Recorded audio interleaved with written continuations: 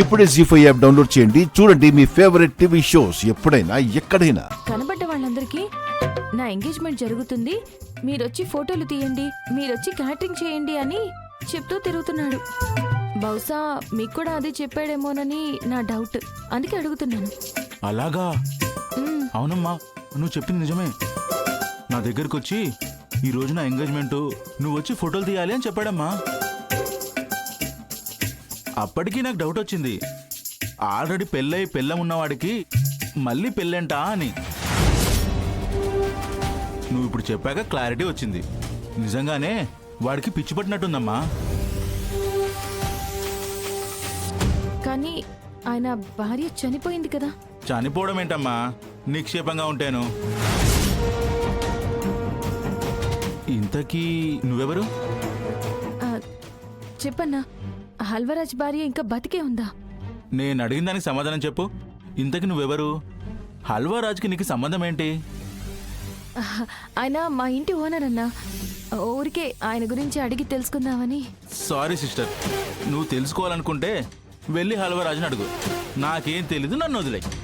Please అన్నా, హల్వరాజ్ గురించి details తెలియాలి, అందుకే మీ దగ్గరికి వచ్చాను. చెప్పండి అన్నా.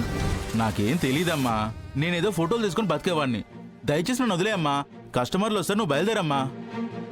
అది కాదన్నా, కొంచెం బయలుదేరమ్మా ప్లీజ్.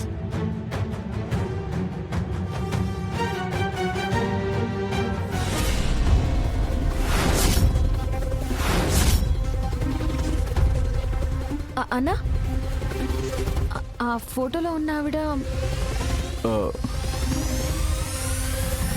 హల్వారాజు పెళ్ళమమ్మా. పాపం చాలా మంచి ఆవిడ.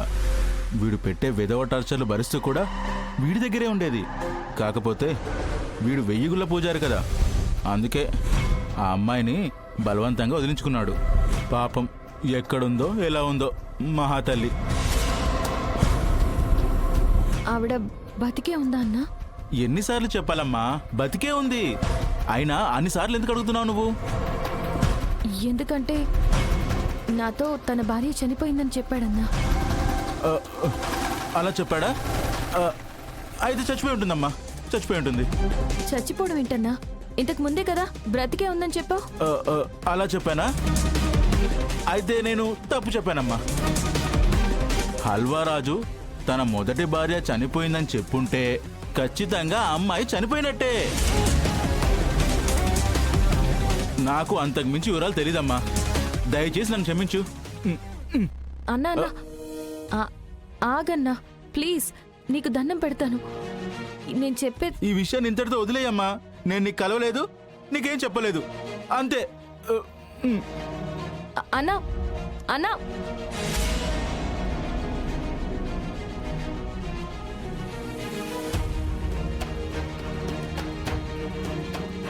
సరే అన్నా, నువ్వు చెప్పకపోయినా మ్యాటర్ మొత్తం అర్థమైంది. మిగతా లెక్క వాడి దగ్గరే సెటిల్ చేసుకుంటాను.